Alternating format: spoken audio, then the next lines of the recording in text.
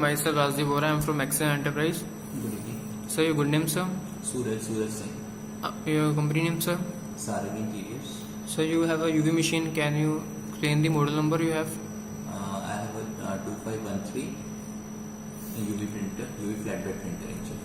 So what issues you have, sir, in your machine? Several issues were there. White was not getting printed very sharply, images were not sharp, and there was a strip, there was a shiny strip was there. While You mean the inks not dry properly? Yeah, inks were not drying properly and lamps were not set, and there were several issues. My images were not proper, not sharp. Okay. That's why I had to call you. So I have spent here 3 days, sir. Yeah. So now, sir, what's you think, sir? Now is the machine in running condition? Yeah, right now it's running fine, but we can't say how much. No, sir. I sure, sir, it will stay like this, sir, in Okay. future also. The samplings were okay, sir, now? Yeah, samples are very much clearer than before.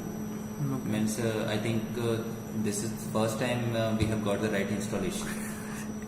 Thank you, sir, for that. So, sir, what do you score from out of 10, sir, for this service?